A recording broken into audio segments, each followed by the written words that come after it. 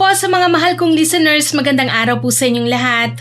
Makakasama nyo na naman po ulit kami, ang Johnny Tandem. Hi po sa inyo. At ako na naman po ulit ang inyong tagapagsalaysay, si Miss Winnie, at ito ang ating kwento. Wala pong tao na perpekto. May kanya-kanya po tayong pagkakamali na nagawa sa mga nakaraan o magagawa sa hinaharap. Pagkakamali na maaari po nating lubos na pagsisihan. Kagaya ko, Miss Winnie. Aminado po ako na hindi po kagandahan ang ugali ko noon. Marami po akong nagawa ng kasalanan. May mga tao rin po akong natapakan noon ng kanilang pagkatao. Ang kwentong gusto ko pong ibahagi sa inyo ay nangyari 5 taon na po ang nakalilipas. Pero bago ko po simulan ang kwento ko, magpapakilala po muna ako. Tawagin niyo na lang po ako sa pangalang Rina. Ang kwentong ito ay nangyari noong nakabalik na po ako ng Pilipinas galing sa bansang Dubai. Ilang buwan na po akong nasa bansa natin noon. Walang trabaho, walang pinagkakaabalahan. Paubos na rin po ang nauwi kong ipon ng mga panahong yon. Pero ang kagandahan lang po noon, wala naman po akong pamilyang umaasa sa akin. Bago pa man ako makapunta sa Dubai, naulila na po ako.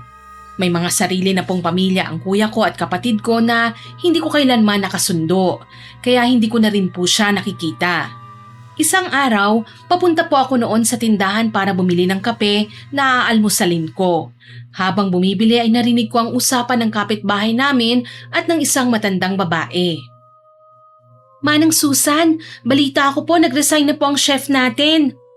Oo, umuwi ng probinsya nila, kaya nga kita pinuntahan eh. Baka may kakilala kang pwedeng pumalit kay Janet. Hindi na kasi siya pumasok kahit may 1 linggo pa sana siyang ipapasok. Biglaan ang pag-alis niya kaya kukulangin na ng tao sa kusina. Magtatanong-tanong po ako, ano po ba mga requirements na kailangan? Katulad din ng sayo, pero dapat sanay na at may experience na sa loob ng kusina. Tsaka dapat marunong makisama para healthy ang environment pa rin sa loob ng kusina. Walang siraan at nagkakasundo ang lahat. Dahil sa narinig ko, bigla akong may naisip. Paubos na ang ipon ko at hindi naman pwedeng nakatambay lang po ako. Kailangan ko nang magtrabaho para may panggastos din sa araw-araw na pangangailangan.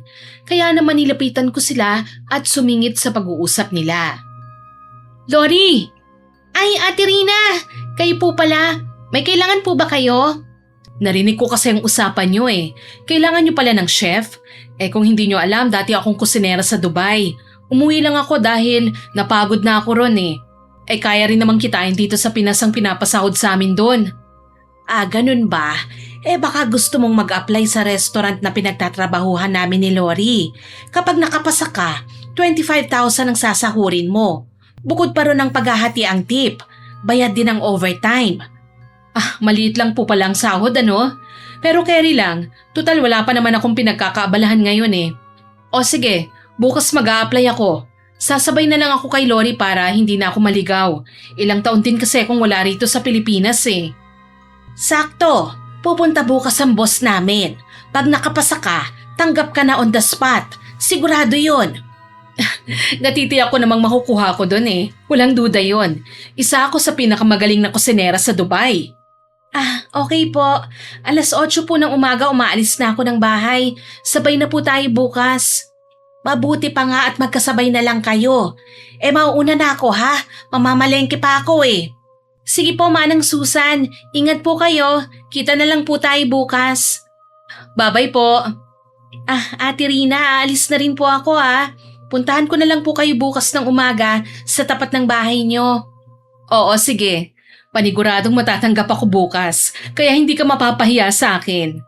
Sige po.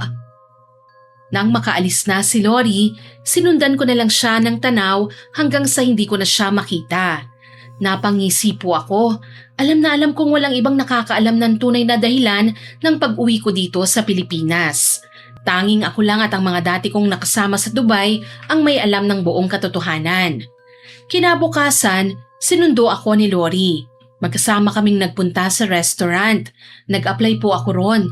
Hindi naman po ako nahirapan. Wala rin naman po silang gaanong itinanong sa akin. At dahil may experience naman po ako sa ibang bansa, kaagad nga po akong natanggap. Nirekomenda rin po ako ni Manang Susan. Congratulations, Rina! Parte ka na ng pamilya namin dito. Salamat po. Alam ko namang matatanggap ako eh. Ang galing ko po kayang kusinera. Tamang-tama ang pagkakapasok mo. Magkakaroon ng event sa susunod na buwan. Talaga po ba?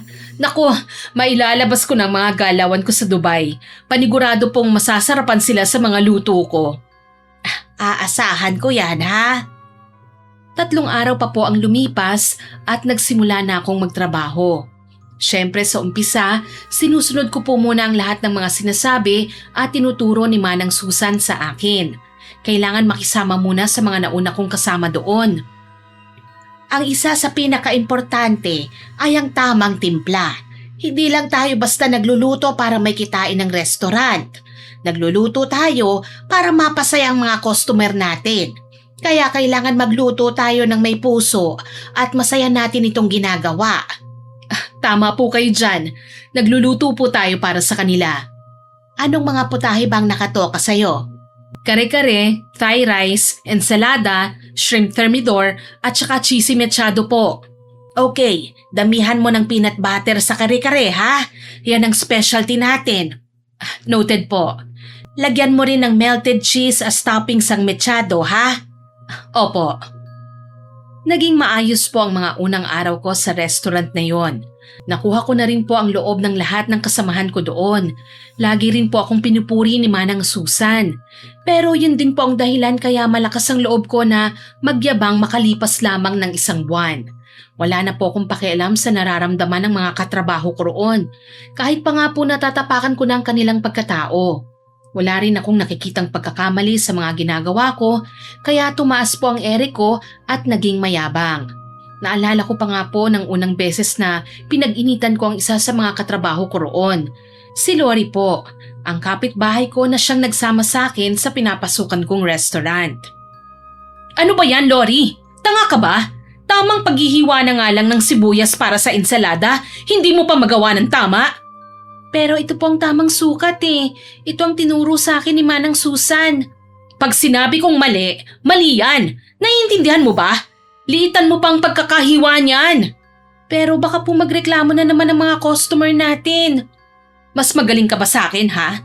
Nakalimutan mo na yatang magaling akong cook sa Dubai bago ako dumating dito sa bansa natin. Eh ikaw, ano bang pinagmamalaki mo, ha? Meron ba? Pasensya ka na. Sige, lilitan ko na lang ang pagkakahiwa nito. Bilisan mo! Magluluto ka pa ng Thai rice. Alangang ako na naman nagsasalo ng kapalpakang ginagawa mo. Pasensya ka na, Ate Rina. Sinunod naman po niya ako, Miss Winnie.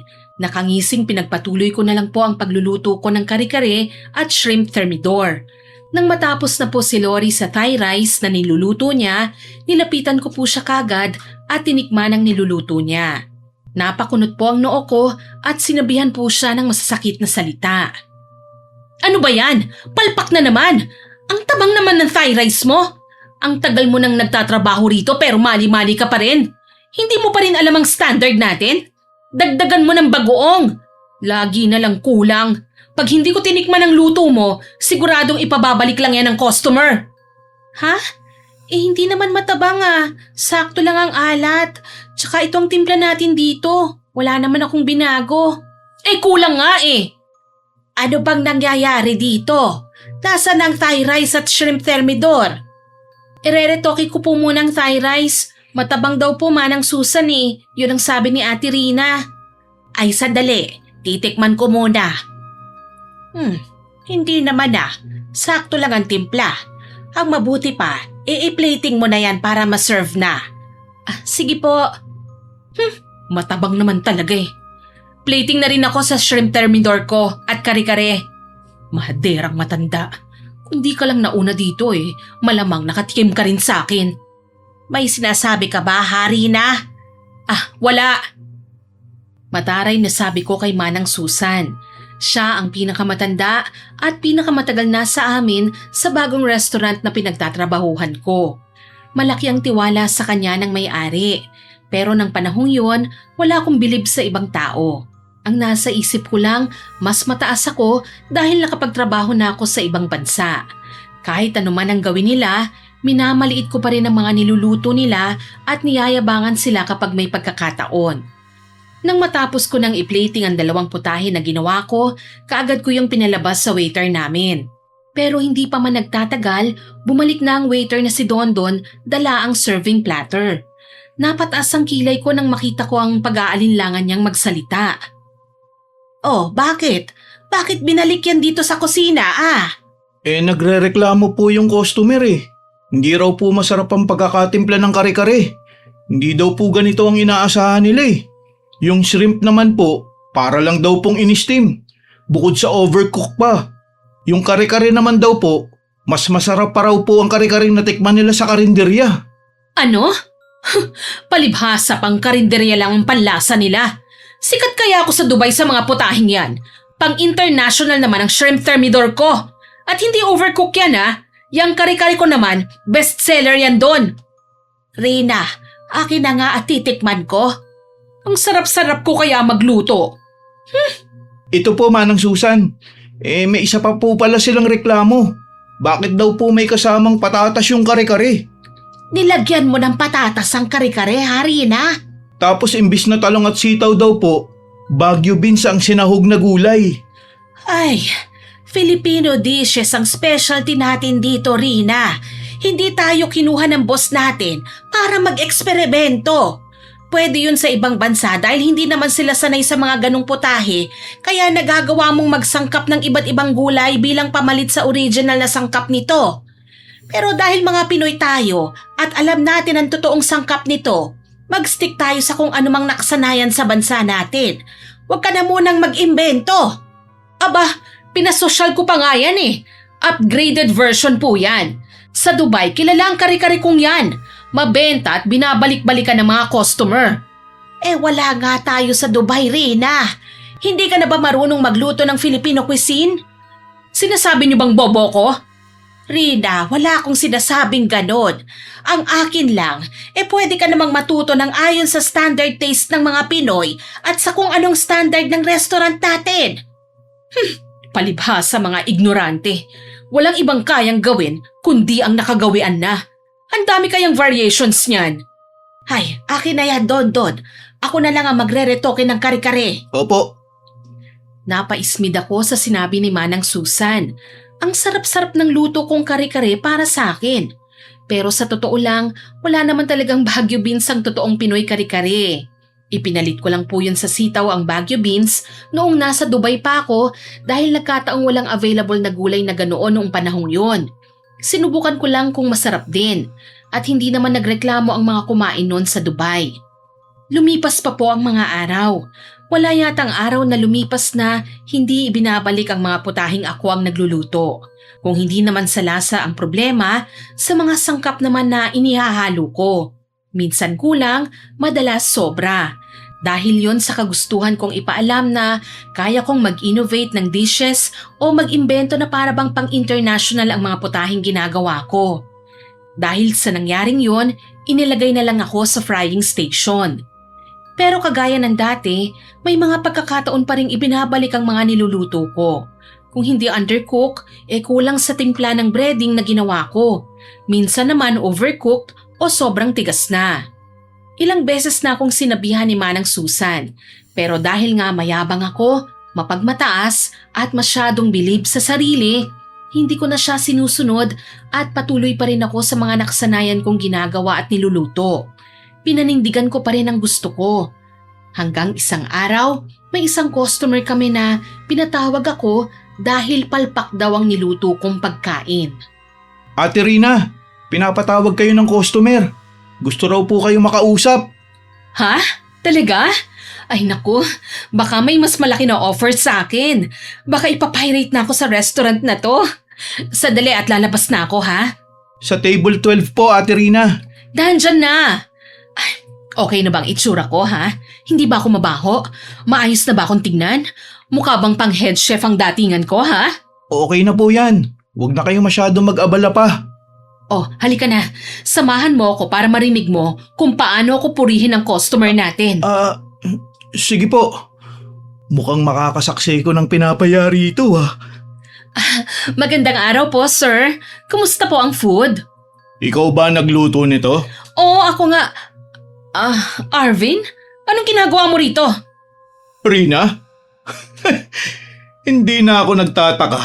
Napalpak ang pagkaing na iserve sa akin. Ikaw pala ang may gawa eh. Anong palpak ang sinasabi mo dyan? Masarap akong magluto. Talaga ba? Nakasama kita ng mahigit 8 buwan noon sa Dubai. Laging narereklamo mga niluluto mo. Ibinabalik lagi sa kitchen. Kung hindi ka naglalagay ng kung ano-ano, palpak naman ang lasa. Kaya nga natanggal ka sa trabaho, di ba? Para namang hindi natin alam yun. Manahimik ka. Hindi ako natanggal sa trabaho. Umalis ako kasi mababa ang pasahod nila doon. Hindi akma sa kalidad ng trabaho ko ang binabayad nila sa akin. Ay, di ka pa rin ba nagbabago? Hanggang ngayon mayabang ka pa rin.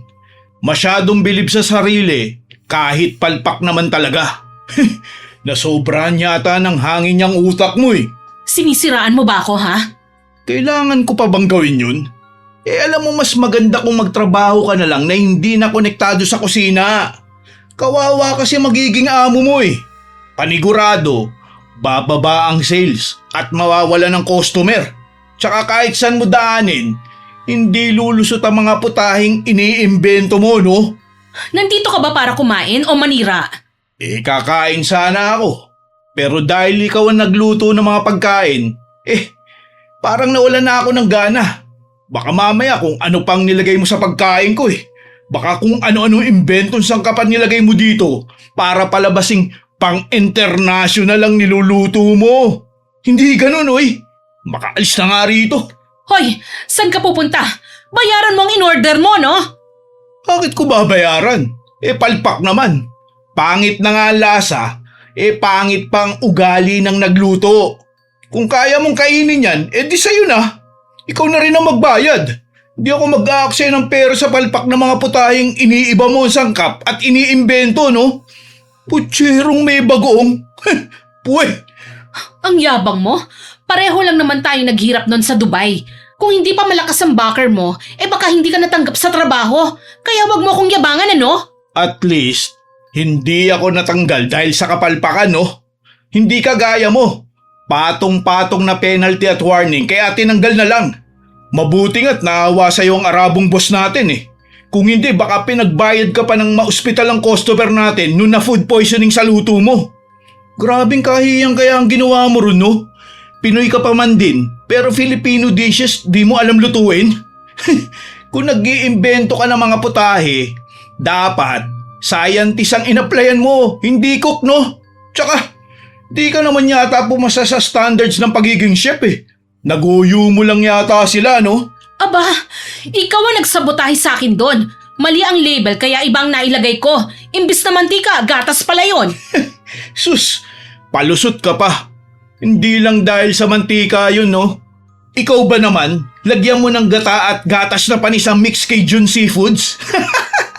Ginataang seafoods ang gusto mong lutuin nun. Hindi naman yun ang in-order sa'yo eh. Palpak ka lang ka mo. Nagdadahilan ka pa. Ay, sus! Sasapakin ko na po sana si Arvin noon. Pero inawat po ako ni Dondon kaya nakaalis ng walang galos ang mayabang na dati kong katrabaho.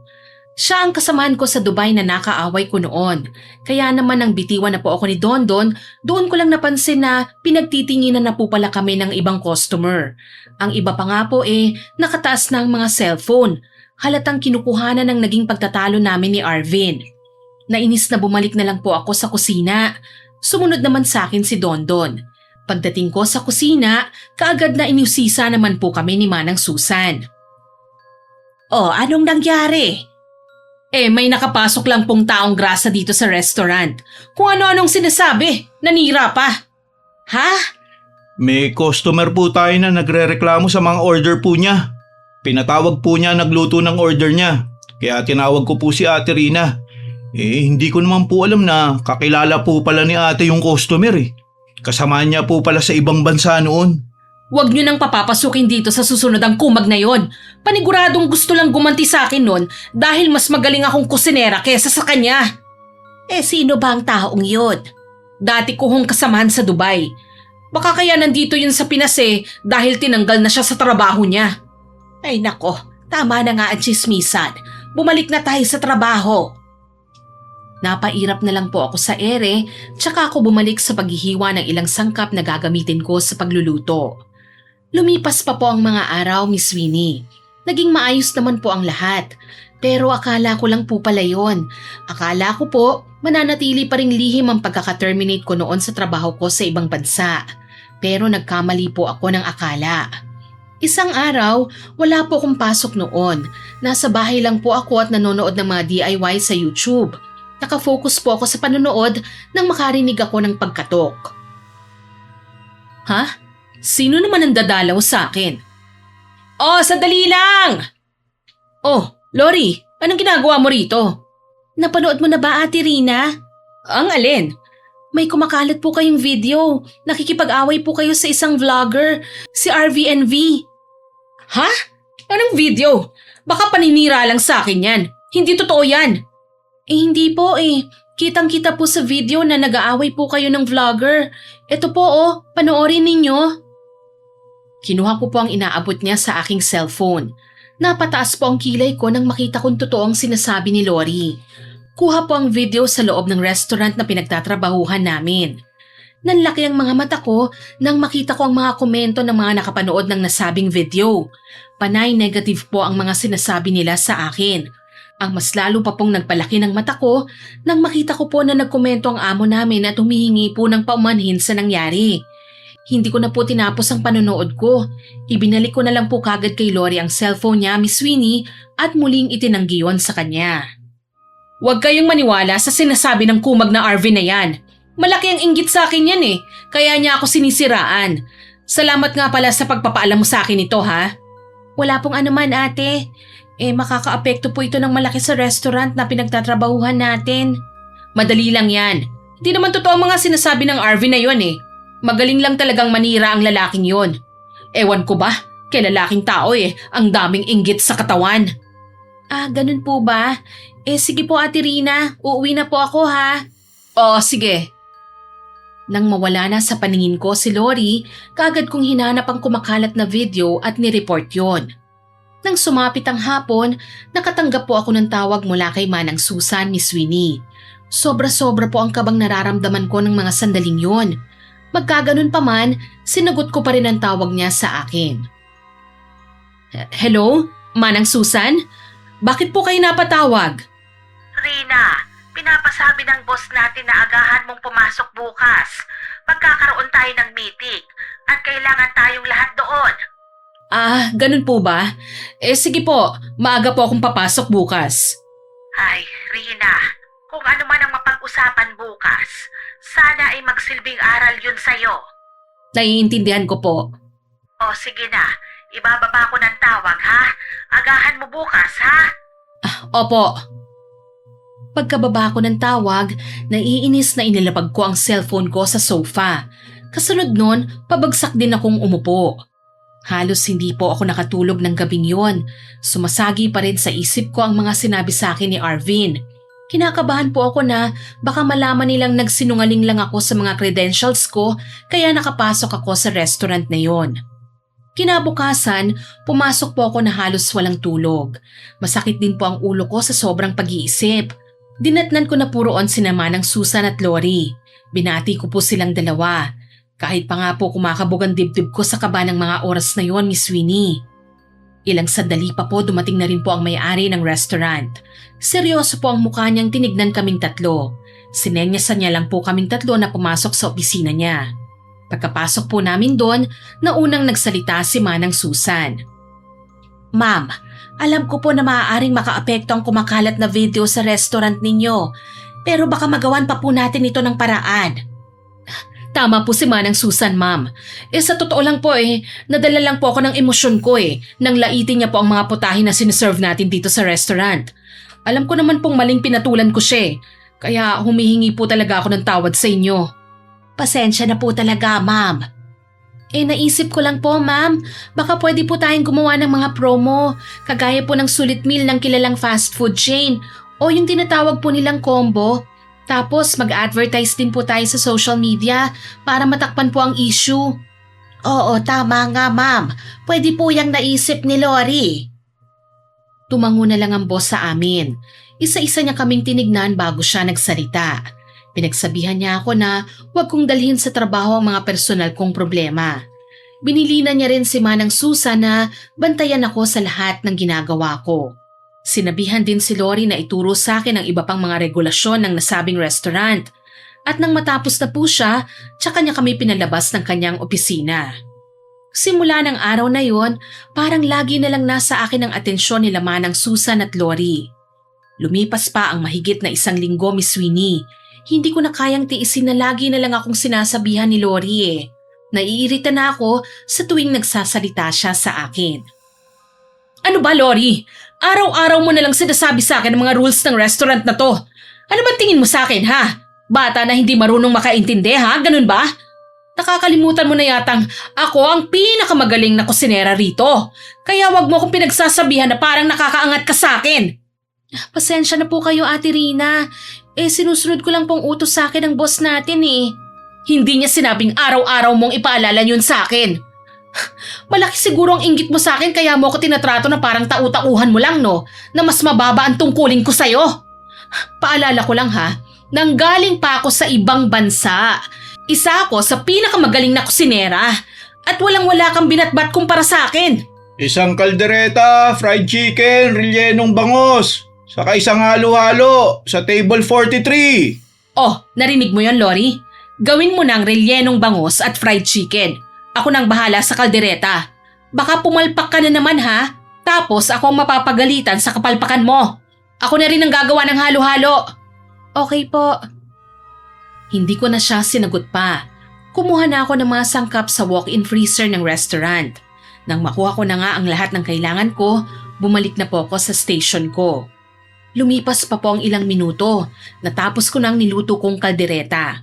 Na-serve na rin po yun ni Dondon, Miss Winnie. Ngunit hindi pa man po nagtatagal, bumalik si Dondon na dala ang serving plate na naglalaman ng kalderetang niluto ko. Sinalubong po siya ni Manang Susan. Oh, teka lang, Dondon. Anong problema? Gusto pong papalitan ng customer eh. Ha? Bakit daw? Kaldereta raw po ang in-order nila. Bakit daw po may labanos na kasahog sa menung ito? Labanos? Opo, ito po oh. Makinig kayo. Sino ang nagluto ng kaldereta? Lori? Rina? Si Ate Rina po, Manang Susan. Rina, saan ka ba nakakita ng kalderetang may labanos? Sinasabotahe mo ba ang restaurant, ha? Ilang beses na kitang napagsabihan sa gawain mong yan. Hindi to oras para mag-imbento ng putahe. Aksidente ko lang po sigurong nalagyan yan. Ay nako, hindi po pwedeng laging may ganyan. Masisira tayo sa mga customer. Ayusin mo ito. Okay po. Huwag mo na sanang uulitin ito, ha, Rina? Hindi magandang ibinabalik ng customer ang ino-order nila dahil palpak ang putahe. Ayusin mo naman, Rina, oo. Hindi ko na po siya pinansin. Pero sa totoo lang po, inis na inis po ako sa kanya. Naihalo ko na nga yun sa niluluto ko at hindi ko na nga po mabawi pa. Naiserve na kasi yun nang maalala kong walang ganong gulay sa in-order na putahe. Lumipas pa po ang mga araw, Miss Winnie. Lagi na lang pong ibinabalik ang mga niluluto ko. Lalo na po kapag kare-kare o kaya po mga pagkaing may salsa. Yun po siguro ang dahilan kung bakit po ako kinausap ni Manang Susan. Tapatin mo nga ako, Rina. May problema ka ba, ha? Napapadalas na yata ang pagkakamali mo eh. Okay ka naman nung mga naunang buwan. May nangyari ba, ha? Magtapat ka nga sa akin. Sige na, makikinig ako. Ako po? Wala po akong problema, no? Magaling naman po talaga ako. Hindi lang po marunong mag-level up ang mga dila ng customer natin. Tsaka pasalamat nga kayo dahil inaangat ko ang standard ng restaurant na to eh. Iba sa mga nakasanayan dahil naghahalo ako ng mga sangkap na para bang pang international cuisine ang siniserve dito. Hindi lang kayo maka-adapt sa mga level up na ginagawa ko eh. Alam mo, pamilya tayo rito. Magtutulungan tayo. Kung may problema ka o hindi maintindihan o hindi alam, pwede ka naming tulungan. Hindi kasi dahilan yung sinasabi mo eh. Alam kong alam mong nagkamali ka pero itinatanggi mo lang. Iniisip ko tuloy may problema ka kaya ka nagkakaganyan. Ang kulit talaga ng matandang to, oo. Wala nga po talaga akong problema, Manang Susan. Tatandaan ko na lang po ang sinabi nyo. Tsaka hindi na ako mag-aabala pang i-level up ang restaurant na to. Marami pa pong sinabi sa akin si Manang Susan, pero hindi ko na lang po yun inintindi, Miss Winnie. Pero naging mas matumal ang mga taong kumakain sa restaurant na pinasukan ko. Hindi na po kagaya nung una na laging puno ang loob nito at laging may naghihintay na customer para makakuha ng table. Ang dating busy na kusina, biglang naging matamlay. Kaya hindi na ako nagtaka kung bakit panay ang tsismisan ng mga kasama ko. Hindi ko na po sana sila papansinin pero narinig ko po ang pangalan ko kaya pinakinggan ko po ang mga sinasabi nila tungkol sa akin. Lori, magkapit-bahay kayo ni Ate Rina, di ba? Oo, bata pa lang ako, doon na siya nakatira. Ibig sabihin, matagal mo na siyang kilala? Oo naman. Bakit mo naman naitanong yan? Wala lang. Kaya palang haba ng pasensya mo sa kanya kahit sinusungitan kanya ng madalas eh. Masungit naman talaga siya eh.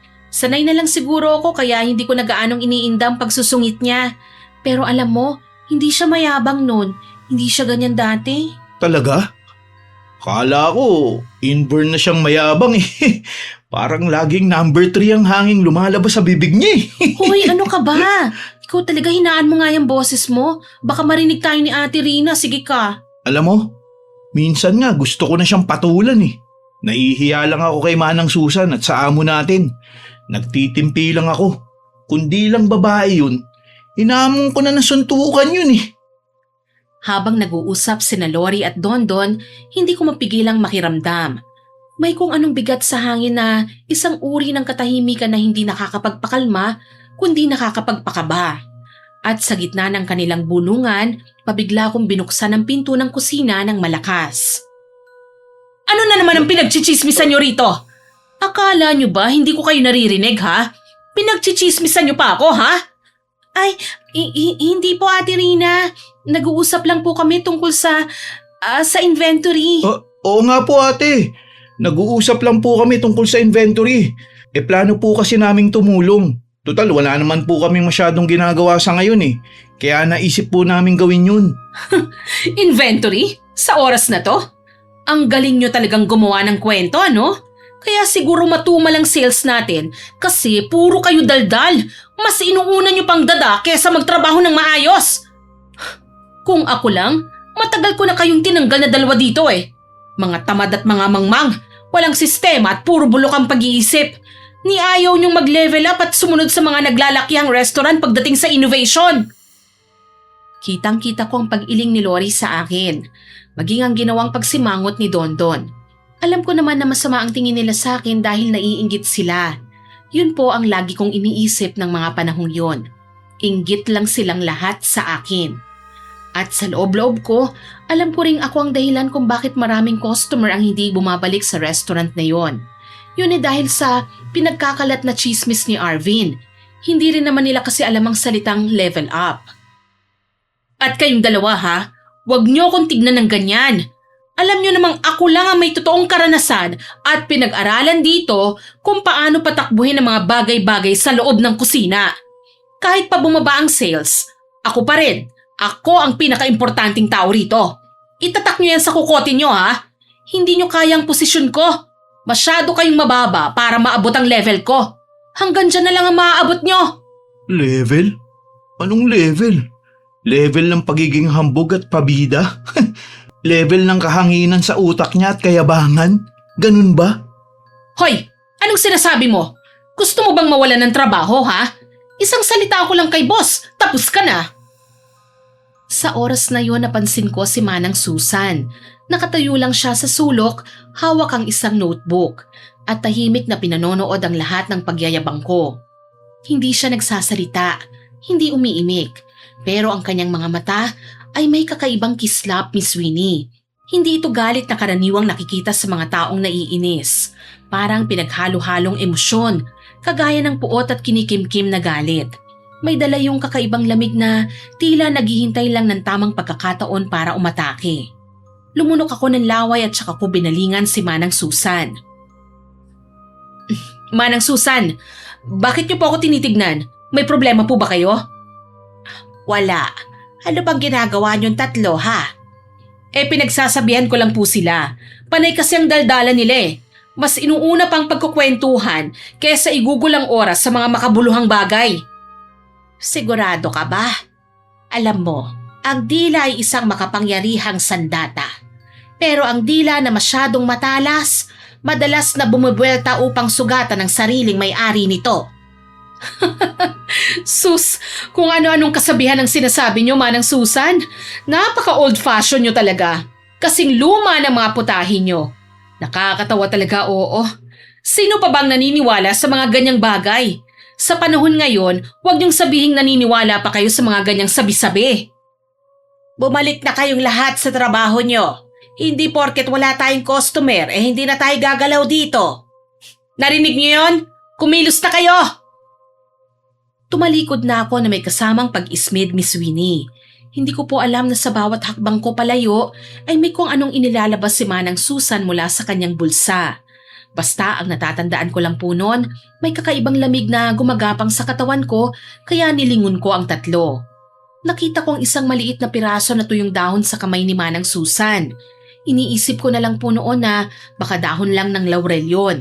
Pero hindi po mawala sa isip ko ang kakaibang pakiramdam na naramdaman ko habang papalayo ako sa kanila. At nang gabing yon, Miss Winnie, nagkaroon ako ng isang panaginip. Nasa harapan ko raw sina Manang Susan, Lori at Dondon. Anong tinatayo-tayo nyo dyan, ha? Magtrabaho na kayo! At ikaw namang pabida ka, maglinis ka na ng kusina! Sino ka ba para magmando ha? Akala mo yata ikaw ang amo eh. Oo nga. Akala mo kung sino kang magaling. Lagi ka naman palpak. Hoy, ako ang pinakamagaling na kusinera sa lahat ng nandito. Bilib na bilib nga sila sa akin sa Dubai, kaya hindi mo alam ang sinasabi mo. Wala ka naman sa Dubai eh. Nasa Pilipinas ka. Sumusobra ka na talagang matanda ka. Pasalamat ka nga at kahit papano, pinapakisamahan pa kita. Natawa pa ako nang hindi sila umimik. Pero bigla na lang nagbago ang ihip ng hangin. Nang sandaling yon, naramdaman ko ang isang biglaang paglamig ng paligid. Isang malamig na simoy ng hangin na umihip sa loob ng saradong kusina, dalang amoy na nabubulok na karne at basang lupa. Inilibot ko ang paningin ko sa paligid. Nabaling ang tingin ko kay Manang Susan. Kakaiba ang ngiti niya sa kanyang labi.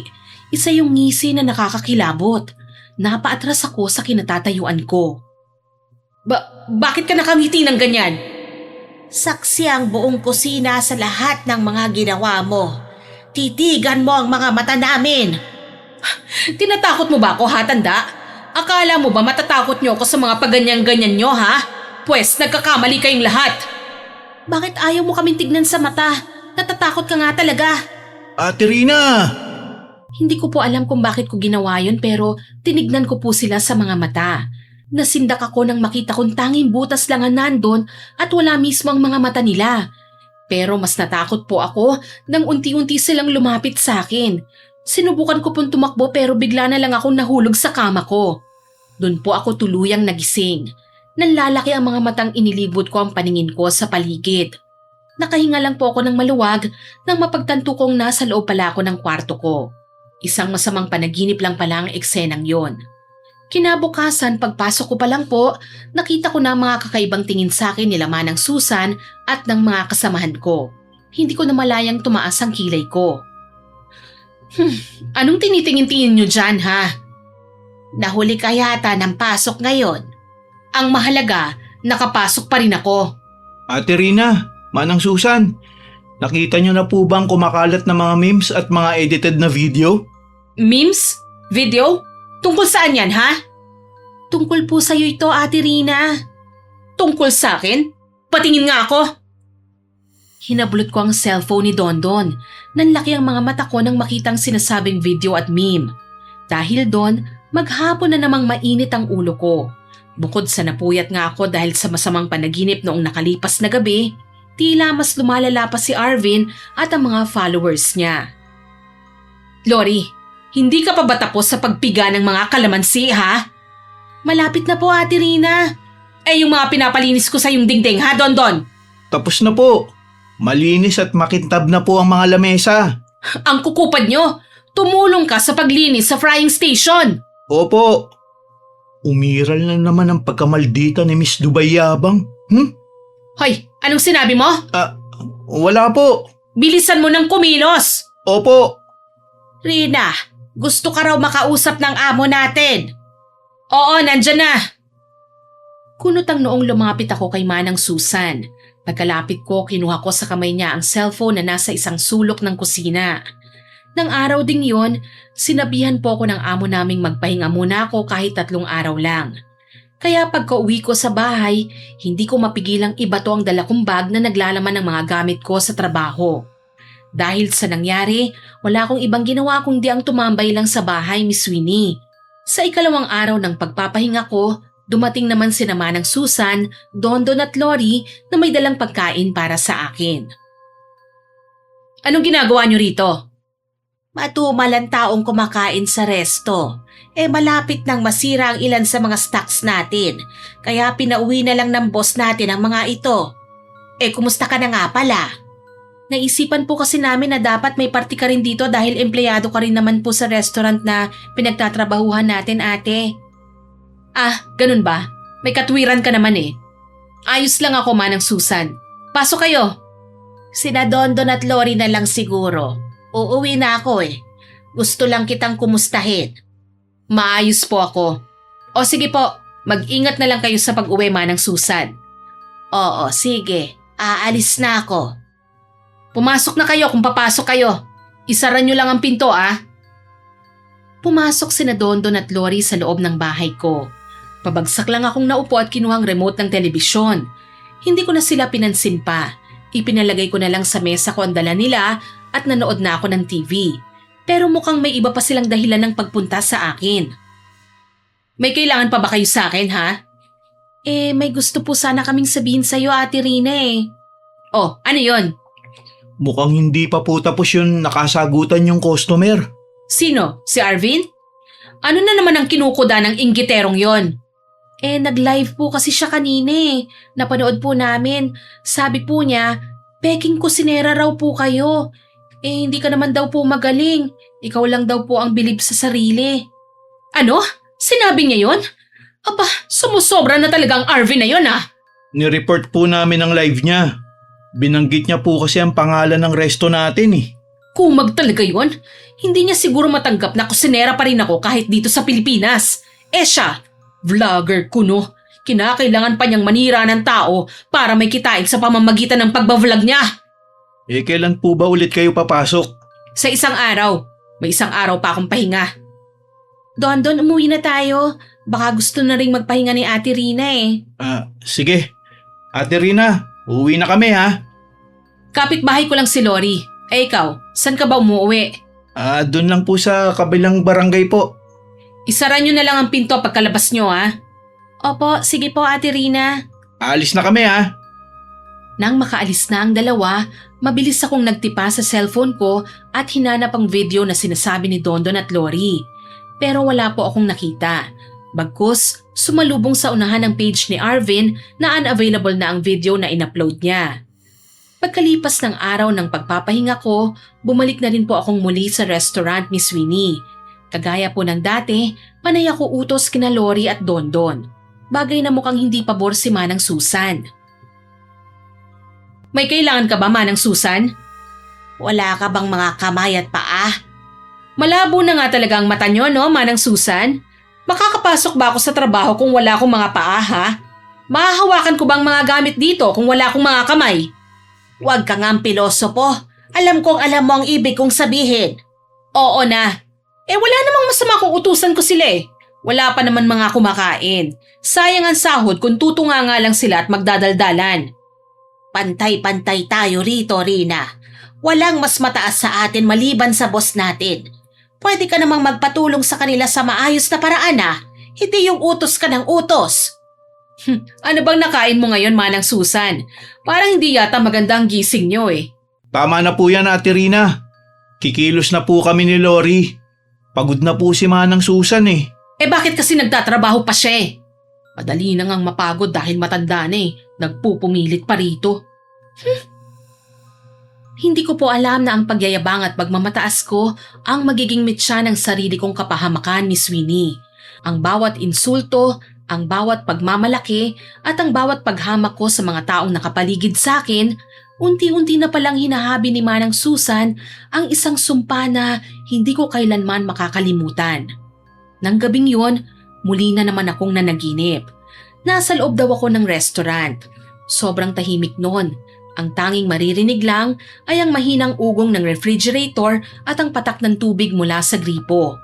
Nakatayo lang daw ako sa may bukana ng kusina nang biglang tumigil ang pagpatak ng tubig na sinasabayan pa ng nakakarinding sigaw. Sino yan? Sinong nandyan? Sumagot ka! Rina, mabuti at nandito ka. Kanina pa kita hinihintay. Manang Susan? Hinihintay? Ako? Ano bang ibig niyong sabihin? Alam mo bang nakakainis na ang pagiging hambog mo? Nakakairita na ang kayabangan mo. Ako? Hambog? Masama bang ipagmalaki ang mga achievements ko na wala kayo? Tignan natin ang tapang mo sa gagawin ko sa'yo ngayon. Hindi ko po alam pero parang bumigat po ang hangin sa paligid ko. Sa dulo ng pasilyo, nandoon si Manang Susan. Pero may kakaiba po sa kanya. Parang hindi na siya ang mabait at laging mahinahon na Manang Susan na kakilala ko. Nakatayo siya ng tuwid, ang mga mata naniningkit na parang nagliliyab sa galit. May mga sinasabi siya sa akin, Miss Winnie, pero hindi gumagalaw ang labi niya. Ang bawat salitang binibitiwan niya, tumatagos sa kalamnan ko. Mga salitang nakakakilabot at makakapanindig ng balahibo. Hindi ka na makakatakas pa. Ang lahat ng mga sakit na idinulot ng kahambugan mo, mararamdaman mo rin.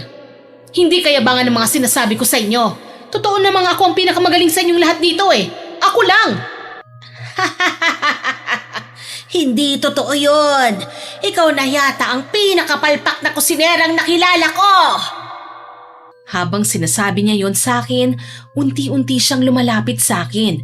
Pero bago pa man ako makasigaw, bumilis ang galaw ni Manang Susan. Parang isang anino na humahagibis sa pader. Hanggang sa bigla na lang siyang lumitaw sa likod ko at saka biglang hinablot ang buhok ko. Doon na po ako tuluyang nagising mula sa bangungot na yon, Miss Winnie. Basang-basa po ako ng pawis. Hindi ko pa po maintindihan noon ang pangitain ng panaginip ko. Pero simula ng gabing yon, iniwasan ko na po si Manang Susan. Good morning, Ate Rina. Ang aga niyo po yatang pumasok ngayon ah. Wala kang pakialam. Halika na, Lori. Baba na natin ang gamit natin sa locker. Baka nandun na si Manang Susan eh. Iligay niyo na nga rin ang bag ko sa locker room. Ayaw niyo bang pumasok sa locker room? Eh ano ngayon kung ayaw ko ha? Dali na nga. Marami pa akong gagawin eh. Sige po, Ate Rina. Dadalhin na lang po namin doon.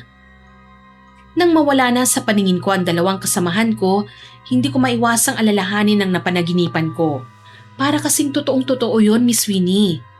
Magkaganon pa man, nagtrabaho pa rin po ako kagaya ng dati. Ngunit kahit anong iwas ko kay Manang Susan, parang nangaasar naman ang pagkakataon. Makinig kayong lahat. Katatawag lang ng amo natin. Sa linggo magkakaroon ng isang selebrasyon dito sa restaurant. Ay, oo nga po pala. Sa linggo na ang kaarawan ng boss natin.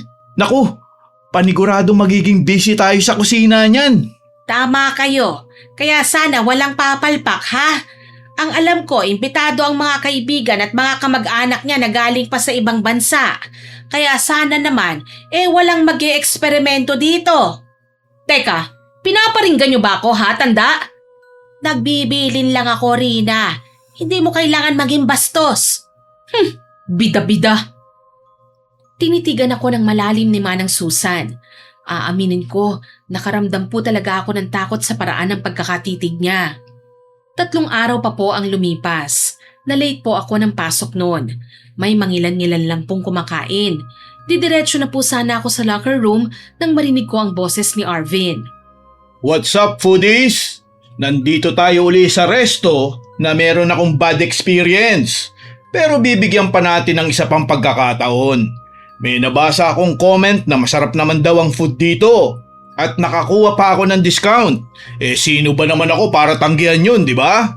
Kaya samahan nyo naman ako sa bago nating vlog. Teka, ano na naman ang kailangan mo rito ha? Manggugulo ka na naman ba ha? Rina? Ang chef-chefan! Hindi ako nandito para manggulo. Nandito ako dahil binigyan ako ng discount ng boss mo. Sana lang hindi na palpak ang maihain sa akin Sir, ito na po ang order nyo. Aba, mukhang masarap Pero hindi naman ako nag-order ng inihaw na manok libre po yan. Pinapabigay po ng boss namin bilang pasasalamat po sa pagbibigay nyo sa amin ng pagkakataon. Masarap. Talagang masarap Pero alam mo habang kinakain ko to, may naaalala ko na isang kwento Anong kwento na naman yan? May naaalala akong dating katrabaho sa Dubai. Laging palpak at mahilig maglagay ng kung ano-ano sa pagkain. Mabuti na lang at walang halong kung ano-anong pagkain ko ngayon. Dito nagtatrabaho yun Hindi mo ba talaga ako tatantanan Ate Rina, wag mo na po siyang patulan. Si boss po ang nag-imbita sa kanya May araw ka rin sa akin, Arvin! Naiinis at padabog akong tumalikod kay Arvin. Nakasunod naman sa akin si Dondon hanggang sa locker room, kaya siya ang napag-initan ko. Anong ginagawa mo rito? Wala ka bang trabaho, Nag-aalala lang po ako sa inyo, Ate Rina. Hindi ko kailangan ng pag-aalala mo. Ano ka lang ba rito, Waiter! Waiter! Ano sa palagay mong magagawa mo para sa akin, Bukod sa sundin ng mga utos ko. Pasensya na po kayo. Akala mo ba, hindi ko alam na gusto mo lang umangat at maging kusinero? Hoy boy, hanggang pangarap ka na lang. Huwag kang mag-ambisyon. Hindi na umimik si Dondon. Paglingon ko wala na siya doon.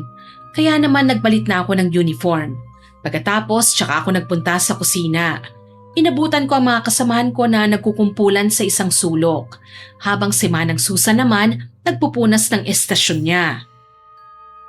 Mabuti na lang at nasarapan siya sa mga pagkain na inihain natin Maganda rin na magbago ang tingin niya sa mga tao sa resto.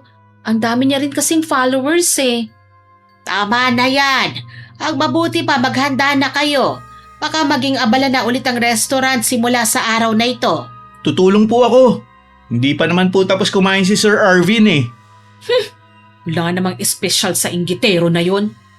Ay, nandyan ka na pala, Rina. Dito ka na lang muna sa kusina. Hayaan mo na si Lori na lang muna ang mag-asikaso kapag may dagdag na order pa ang customer. Napairap na lang ako sa sinabi niya. Ayoko rin namang pagsilbihan ng isa sa mga kinaiinisan ko, Hindi nga po nagkamali si Manang Susan, Miss Winnie. Dahil pagsapit po ng tanghali, napuno na naman ng mga customer ang restaurant na pinagtatrabahuhan ko. Kaya naging sobrang abala kami. 3:00 na po kami nakapagpahinga. At kagaya ng dati, panay na naman ang dut-dut ng mga kasamahan ko sa cellphone nila. Ala, sino kaya ang sinasabi ni Sir Arvin na peke at mapagpanggap na magaling? Hindi ko rin nga alam Wala naman siyang binanggit na pangalan. Ang sabi niya lang, mahangin, mayabang, at magaling lang magsalita yung taong yon. Kalokohan yan. Huwag kayong naniniwala sa mga sabi-sabi ng lalaking yan. Ay, nakasama niyo nga po pala siya sa Dubai, di ba ate? Oo, nakasama ko siya noon. Nakapasok lang siya dahil kakilala niya ang manager namin. Kusinero rin po pala siya nun? Oo, pero under ko lang siya noon. Hindi naman marunong magluto ang isang yun Ay, kayo talaga. Kung ano-ano ang napapansin nyo. Ang mabuti pa, sulitin nyo na walang customer. Kumain na ba kayo, Kakain na po kami. Nagkanya-kanya na po kami ng kuha sa tanghalian namin. Mabilis na lumipas ang araw. Sumapit na po ang kaarawan ng boss namin. Kaya naman naging abala na ang buong kusina. Maingay po noon. Tangian tunog lang ng mga kutsilyong humihiwa ng gulay, kalansing ng mga kawali, at singaw ng kumukulong sabaw ang maririnig sa buong paligid. Bilisan mo, Lori. Kailangan ko ang mga pinapahiwa ko sa'yo pang toppings. Ang bagal-bagal mo naman. Eto na po, Ate Rina. Sige na, bumalik ka na sa pwesto mo at iluto mo ng ibang putahe. Huwag ka kayong mataranta. Mas magandang mapanatili natin ang quality ng mga pagkain ihahain natin mamaya. Hay nako. Tapos na ako sa kare-kare, Dondon. Sadali lang. Huwag mo munang ilabas. Titikman ko muna. Aba, tanda. Pinagdududahan niyo bang niluluto ko, Hindi naman sa ganon, Rina. Kaya lang kailangan masigurado natin ang mga ihahain natin. Lalo na't kaarawan ngayon ng boss natin. Ang sabihin nyo lang, pinag-iinitan nyo ako dahil ako ang pinakamagaling na kusinera sa restaurant na to. Ay, masyado talagang mataas ang tingin mo sa sarili mo. Baka magulat ka na lang sa biglang pagbaksak mo, ha, Rina? Aba, napupuno na talaga ako sa inyong matanda kayo, ha? Ate Rina, tama na po. Matanda na si Manang Susan. Isa pa po, nag-aalala lang po si Manang. Lalo na po't mga kamag-anak po ni boss ang kakain ngayon dito. Don, wag mo ngang pagtakpan si Manang Susan. Alam ko naman na lahat kayo rito naiinggit sa akin.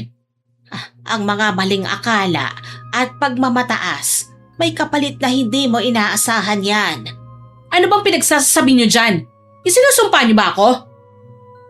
Tinalikuran na lang ako ni Manang Susan. Pero sigurado ako na bumulong po siya. Hindi ko nga lang po maintindihan ang sinabi niya sa akin. Kaya tinapos ko na lang po ang ibang putahe na handa ng boss ko sa kaarawan niya. Pagsapit ng gabi, umuwi na ako ng bahay. Pagod na pagod po ako ng araw na yon. Nag-shower ako nang mapansin ko ang mga kamay ko. Pati ang bandang balikat ko na namumula at maraming butlig. Hindi ko na lang po gaanong pinansin yun. Kinabukasan, pumasok na po ako katulad ng dati, Miss Winnie. Pero may kakaiba na po sa akin. Makati na po ang mga butlig na nasa balikat ko. At napansin naman po yon ni Lori. Ayos ka lang ba, ha, Ate Rina? Ako ba? Nagkamot lang ako. Bawal ba yon, ha? Hindi naman po. Parang may kakaiba lang po kasi ngayon sa inyo eh. Namumula rin po kasi ang leeg nyo. Ha? May salamin ka ba? Saan banda? Eto po oh. May allergy po ba kayo, ha, Ate Rina? Allergy? Wala akong matandaan na allergic ako sa kahit na ano. Saan ko ba nakuha to? May gamot po ako rito para sa pangangati. Inumin niyo po muna. Kapag hindi nawala, may ointment din po ako rito. Oh, nandito na pala kayo. Opo, Manang Susan. Ano yung nasa leeg mo, ha, Rina? Allergy daw po yata, Manang. Pero binigyan ko na po ng gamot si Ate Rina, kaya wag na po kayong mag-alala. Ah, ganun ba? Oh, magpalit na kayo ng uniform at marami tayong kailangang ihanda. Lahat ng mga nahiwang karne nagamit lahat kahapon, pati ang mga namarinade na. Opo. Nang matapos na po kaming magpalit ng uniform, nagsimula na po kaming magtrabaho. Sa paglipas ng oras, hindi ko na po alam kung ilang beses po akong nagkamot. Sinita na rin po ako ni Manang Susan, Miss Winnie. Rina, bakit ba kamot ka ng kamot? Ay, Diyos ko, ano yung nasa mukha mo? Ano pong ibig niyong sabihin? Ano pong nasa mukha ko? Ate Rina, mukhang lumala ang allergy niyo.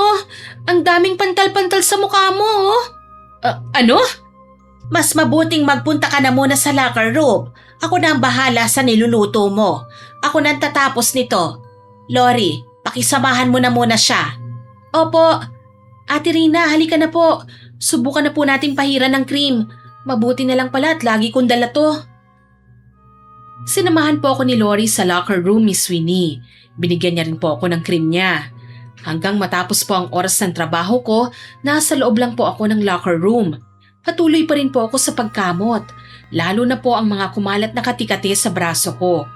Maingat lang po ako nagkamot sa mukha ko, pero ang mga nasa braso ko, nagsusugat na po noon. Nagkakamot pa rin po ako nang pumasok ng mga sumunod na araw, pero palihim ko lang po yung ginagawa. Lagi rin naman po akong nakasuot ng mahahabang manggas. Isang araw, habang abala kami sa loob ng kusina, bigla na lang may naamoy kaming mabaho. Anong amoy yon? Ang baho naman! Amoy na bulok na itlog po, Manang Susan. Manang Susan, isa pong... anong amoy yun? Ang lansa ng amoy ah! Oo nga, saan ba? Napahinto ako sa pagsasalita nang wala sa loob na naitaas ko ang kamay ko para sana magpunas ng pawis. Aksidente ko pong naamoy ang braso kong nababalot ng mahabang manggas. Nanlaki po ang mga mata ko. Ang mabahong amoy na yon nanggagaling pala sa braso ko. Kaya para hindi po ako mapahiya, tumakbo ko ng mabilis papunta sa locker room. Hindi ko po namalayan na sinundan po pala ako ni Lori, Miss Winnie. Ate Rina, ayos lang po ba kayo? Anong nangyayari sa inyo? Huwag kang lumapit! Layuan mo ako! Anong? Pasensya na po, Ate Rina. Babalik na po ako sa trabaho ko. Yan ang mabuti mong gawin. Huwag mo akong guluhin dito. Sabihin mo na rin kay Manang Susan na mag-half day lang ako ngayon. Oh, sige na, Lori. Nandito na ako. Bumalik ka na sa trabaho. Ako nang bahala. Sige po. Huwag kayong lumapit, Manang Susan. Ano pa nangyayari sa yung bata ka, ha? May problema ka ba? Ako? Mukha ba akong mahinang nilalang sa paningin nyo, ha? Kung may problema man ako, labas ka na ron. Nag-aalala lang naman kami sa'yo eh. Kagaya ka ng sinabi ko. Pamilya tayo rito, Rina. Pwede ba? Lubayan nyo nga ako? Alam mo, matagal na ako nagtitimpi sa ugali mong yan. Sana ganyan ka pa rin katapang kapag dinalaw ka na ng karma. Anong sinabi nyo? Isinusumpa nyo ba ako, ha? Siguro may kung ano kayong ginawa para magkaroon ako ng allergy, ano? At bakit ko naman gagawin yon? Kung talagang isusumpa kita, baka hindi lang yan ang abutin mo. Ang laki talaga ng inggit nyo sa akin, no? Pare-pareho lang kayo.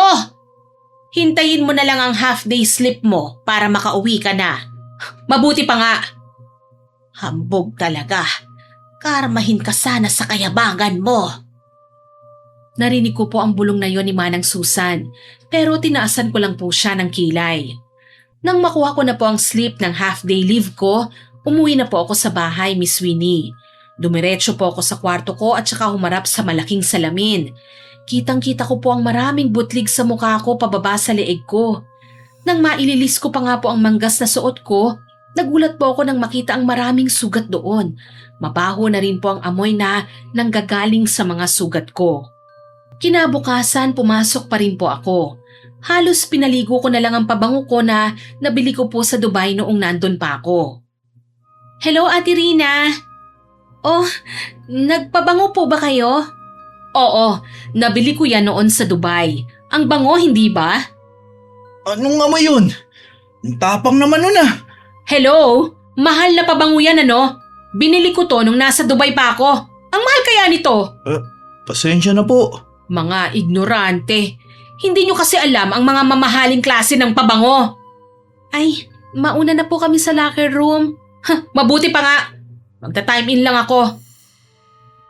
Nang araw po na yon, akala ko kayang takpan ng pabango ang mabahong amoy na nanggagaling sa sugat ko. Pero nagkamali po ako, Miss Winnie. Nang hapong yon, dumating ang boss namin. Nakaamoy po siya ng kakaibang amoy at galing po yon sa akin. Naghalo na po kasi ang amoy ng pabango ko at ng mga sugat ko. Kaya hindi na po mawari ang amoy ng mga panahong yon. Dala ng kaba, mabilis po akong nagpunta sa likod kung nasaan ang mga hugasin. Magkaganon pa man, naririnig ko pa rin ang mga sinasabi ng boss namin. Ilang sandali pa, biglang hinanap ako ni Manang Susan. Rina, nandito ka lang pala. May gusto sana akong ipaalam sa'yo eh. Hindi mo na kailangang sabihin sa akin. Narinig ko ng lahat. Ang gagaling niyong umarte.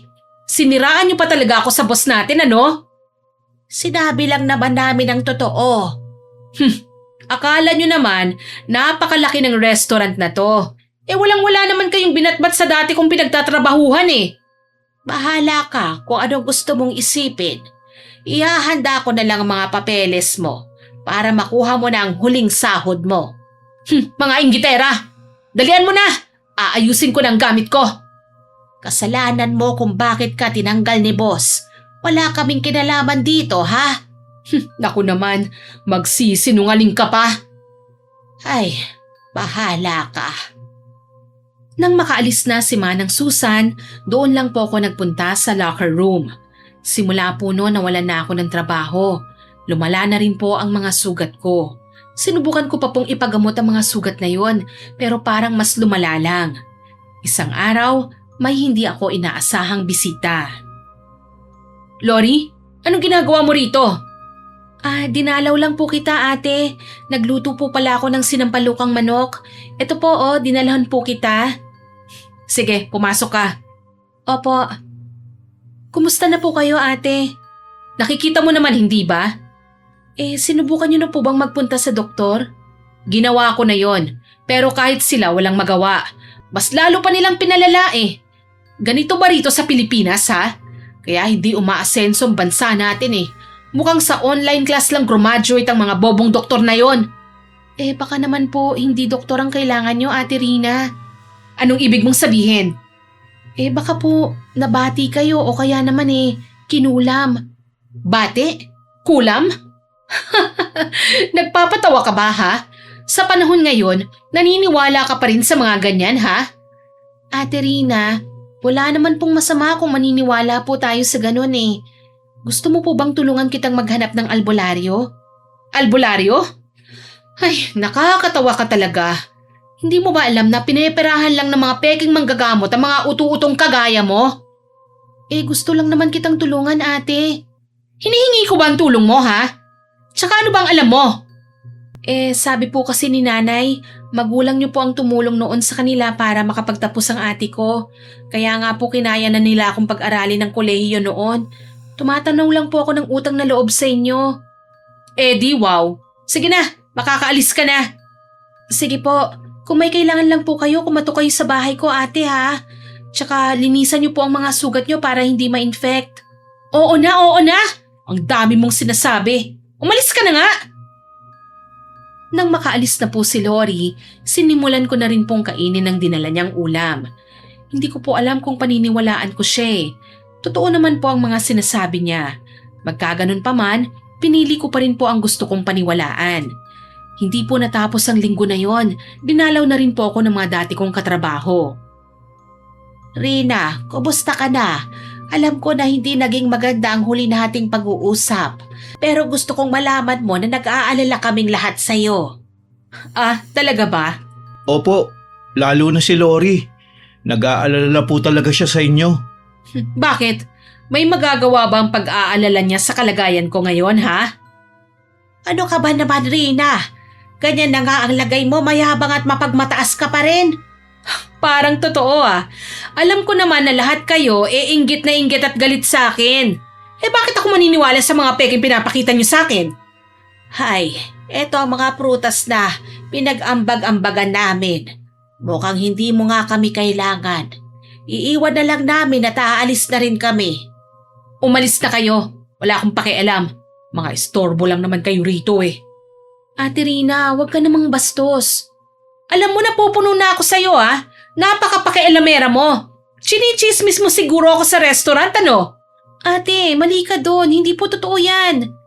Hayaan mo na siya, Lori. Hindi siya karapat-dapat sa kabutihan mo. Halina kayo. Umalis na tayo. Hindi nabababa ang hangin niya sa utak. Ganyan pa rin ang ugali niya kahit may karamdaman na siya. Ayan, umalis na nga kayo. Tama yan. Mga peste. Kunwari concerned. Sus, mga peke! Umirap pa ako sa kanila bago ko po isinara ang pinto ko ng malakas. Narinig ko pa nga po ang pagsinghap nila pero wala na po akong pakialam noon. Mas lumala po ang mga sugat ko pagkalipas ng mga araw. May mga lumalabas na rin pong mga puting uod kapag nasasagi o kaya naman ay nakakalmot ko. Nang panahong pong yun, naiiyak na lang ako sa pandidiri ko sa sarili. Ngunit isang araw, hindi ko na po talaga kinaya pa, Miss Winnie. Kaya humingi na po ako ng tulong kay Lori. Kahit gabi na po noon, hindi na ako nagdalawang isip pa. Lori? Lori, nandyan ka ba? Tulungan mo ako! Ay, Ate Rina? Anong nangyayari? Lori, tulungan mo ako. Hindi ko na kaya. Sobrang sakit na ng mga sugat ko. Ay, halika Ate Rina. Pumasok ka. Ano po bang maitutulong ko? Ayoko mang aminin. Pero baka tama ka Baka nga kinukulam ako. Tulungan mo ako. Tumahan ka muna Ate Rina. Tutulungan kita. Kahit na hindi ka naniniwala noon sa sinasabi ko, naghanap pa rin po ako ng albularyo noon. Talaga ba? Ginawa mo yun para sa akin? Opo. Ang tanga-tanga ko. Naging mabuti ka sa akin pero hindi ko yun nakita. Tumahan ka na ate. Kukunin ko lang po ang susi ng tricycle ni tatay ha. Pupuntahan natin si Manang Susan. Si Manang Susan? Bakit natin siya pupuntahan? Marunong po siyang magtawas eh. Nung dumalaw po kami sa inyo noon, dapat tatawasin ka po niya. Kaya lang po nagalit kayo noon eh at pinaalis niyo po kami noon sa bahay niyo. Hindi ko akalain na marunong pala ng mga ganun si Manang Susan. Oo ate. Sige na Ate Rina, kukunin ko lang po ang susi ng tricycle Hintayin niyo lang po ako rito. Oo, sige.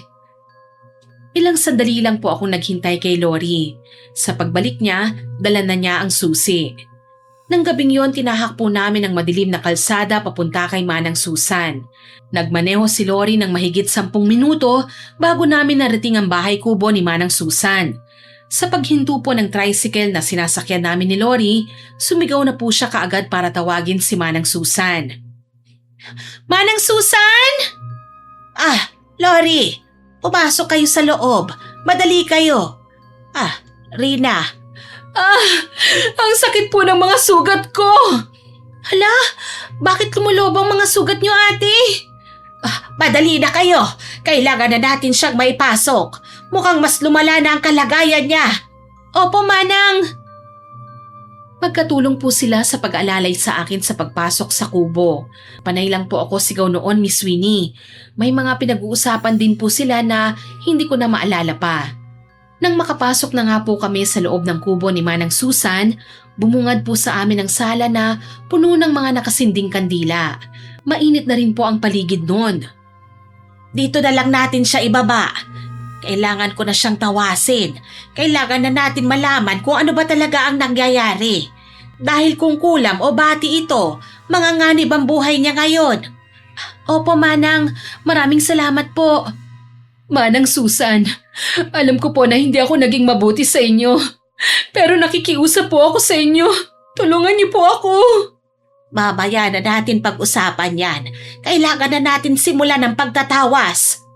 Mabuti na lang po talaga at marunong po kayong manggamot, Manang Susan. Manggagaway ang nanay ko at sa aming magkakapatid, ako lang ang nakamana nun. Manggagaway? Ano naman po yon? Kaya kong manggamot at may kakayahan din akong magbigay ng sakit. Iba kami kumpara sa mga albularyo. Iilan lang ang mga kagaya namin. Wow, may pagkakaiba po pala yun, Manang. Oo. O siya, tama na ang daldal. Mabuti pang simulan na natin ang pagtatawas. Sige po, Manang. Parang hindi ko na po kakayanin ng sakit eh. Kung ganon, simulan na natin. Kumuha po ng isang plangganang stainless si Manang Susan, Miss Winnie. Pumikit po siya at saka may inusal na mga salitang hindi po namin naintindihan ni Lori. Pagkatapos po nun, kumuha siya ng isang kandilang hindi pa nasindihan. Sinindihan po niya yon at saka pinatulo ang mga natunaw na kandila sa plangganang may tubig. Ilang sandali pa po, may nabuong imahe sa tubig. Hindi ko po mawari ang hugis nun, pero alam ko po na alam yon ni Manang Susan. Ano po ang nakikita niyo, Manang Susan? May nagbibigay sa'yo ng sakit, Rina. Pero wala naman siyang balak na patayin ka. Nasaktan mo lang ang damdamin niya. Sa dami po ng nasaktan ko, sino po ba sa kanila? Si Arvin po kaya? Maaari, pero hindi tayo sigurado. Ano na po ang susunod nating gagawin, Manang? Magagamot niyo pa po ba ako? Paunang Lunas pa lang ang maitutulong ko. Hindi pa natin alam kung yan lang ba ang ginawa niya sa'yo. Sige po, Manang Susan. Mas okay na po yan, Ate Rina, para kahit papano mabawasan na po ang nararamdaman niyo. Oo, tama ka, Lori. Sige po, Manang Susan. May kinuhang mga dahon si Manang Susan na hindi po ako pamilyar. Ilang beses niya pong pinadaanan yon sa kandilang nakasindi at saka itinapal sa mga sugat ko sa braso. Ramdam na ramdam ko po ang init na nagmumula roon. May kirot din po akong nararamdaman, Miss Winnie. Nang matanggal na nga po niya ang mga dahon, may mga dumikit ron na maliliit na puting uod. Nasuka pa po ako nang makita ko ang mga yon. Nakakadiri! Ang dami! Okay lang po yan, Ate Rina. Ang mahalaga natanggal na po. Hindi ba basta-basta matatanggal ang pinakasugat, ha? Mabuti na lang talaga at porsigido kung tulungan ka, Ate Rina. Nalaman ko po tuloy ang lihim ni Manang Susan. Ayos lang yon. Ay, oo nga pala. Ano na ang plano mo? Hindi pa maghihilom ang mga sugat, ha, Rina? Kailangan mo pa rin gamutin yan. Hindi na po ba siya mangangati na kagaya po ng dati? Oo, pero mangangati pa rin siya kapag gumaling na. Normal naman po yun, hindi ba Manang? Oo. Maraming salamat po Manang Susan. Oo nga po pala, hindi pa po pala ako nakakahingi ng tawad sa pagiging bastos ko sa inyo noon. Wala na sa akin yun. Pero sana baguhin mo na ang ugali mo. Tingnan mo ang nangyari sa'yo ngayon. Sana maging leksyon itong nangyari sa'yo. Kaya nga po magbabagong buhay na po ako simula ngayon. Hindi ka na magiging masungit, ate. Hindi na kailanman. Hindi na rin ako magiging mayabang na kagaya ng sinabi ni Dondo noon. Natutuwa akong marinig yan sa'yo, Rina. Nang matapos po naming mag-usap, nagpaalam na rin po kami kay Manang Susan, Miss Winnie. Lumipas pa po ang mga araw. Unti-unti na pong naghihilom ang mga sugat ko. Sumali na rin po ako sa mga charity event. Mas naging malapit na rin po ako kay Lori at maging sa mga dati ko pong kasamahan sa restaurant. Linggo-linggo po nagkikita kami para magkwentuhan. Ate Rina, pabait ka rin naman pala Mabait naman talaga ako Medyo mayabang lang nga ako noon. At saka mahilig akong mag-eksperimento Tama nga si ate. Ay naku, Dondon ha. Dahan-dahan ka sa pagbibiro mo. Baka mamaya sungitan ka na naman yan. Sige ka. Ito naman, nagbibiro lang naman ako Pero hindi na ganun si Ate Rina ngayon, no? Ano kaya kung mag-experiment ulit ako ha? Tapos, ikaw ang ihawin ko ha? Mukhang malambot ang laman mo kasi mataba ka Uy! Huwag ako, ate! Teka, may pagkaaswang ka ba, Ate Rina, ha?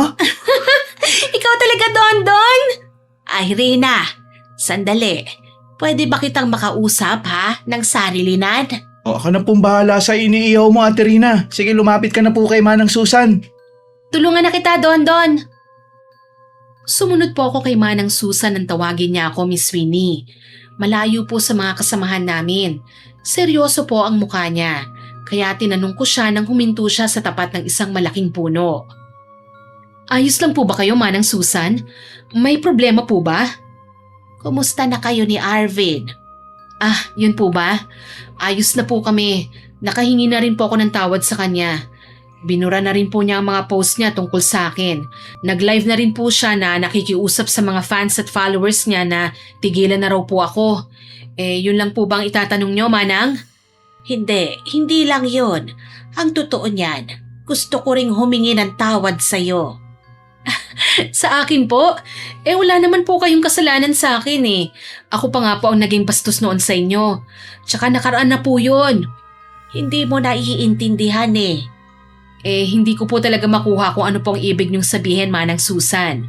May kasalanan din ako sa'yo. Ay, si Manang naman binibiro niyo naman po ako Hindi mo ba naaalala ang mga panaginip mo bago ka nagkaroon ng mga kati-kati sa katawan mo? Bigla po akong napaisip sa tanong na yon ni Manang Susan, Miss Winnie. Pilit ko pong inaalala kung ano ba ang mga naging panaginip ko noon. Hindi ko po alam kung gaano ako katagal nag-isip bago bumalik sa alaala ko ang mga panaginip tungkol kay Manang Susan. Napatakip po ako ng bibig ko. Ang mga panaginip ko po tungkol sa inyo? Ano pong kinalaman noon sa mga nangyari sa akin? Naaalala mo ba ang sinabi ko noon? Isa akong manggagaway. Mas higit kaming makapangyarihan sa mga albularyo. Ako ang may gawa ng panaginip mong yun. Ha? Paano po nangyari yon? Kaya niyo rin pong gawin ng isang panaginip?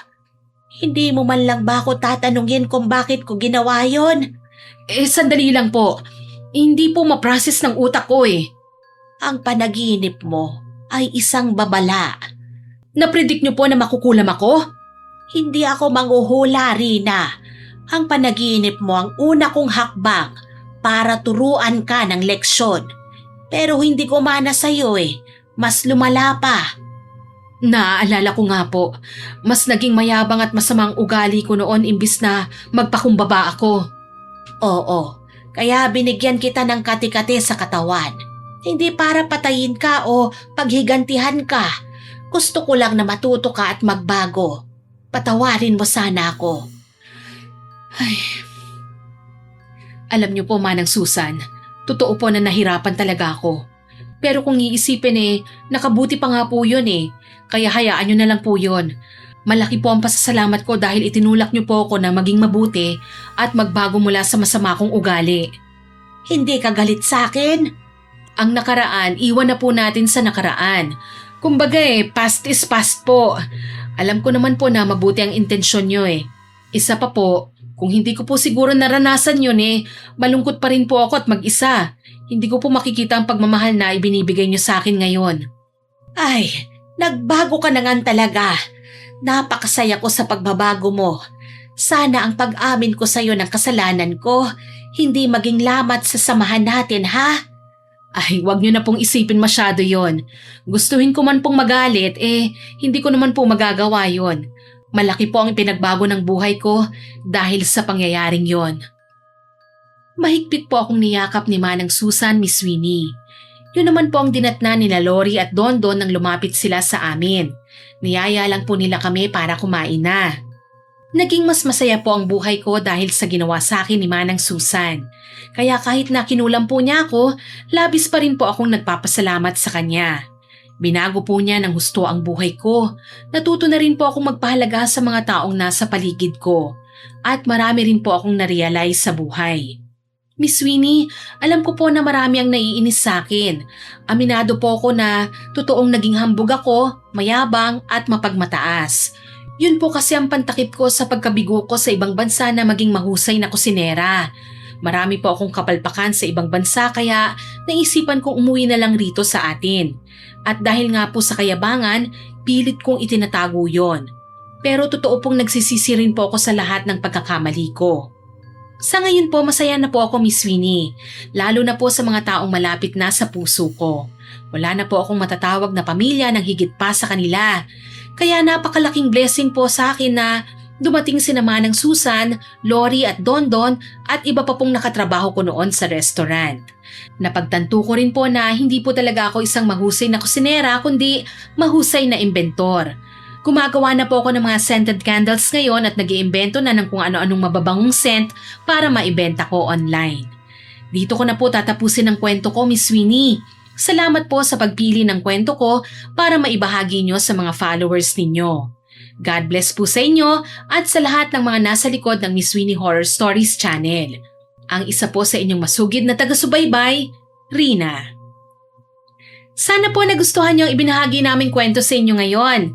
Pero tandaan nyo, hindi pa po matatapos ang kwento natin nang walang shoutout part. Yes! Shoutout po kay Sir Alberto Olarte. Salamat po sa comment nyo, sir.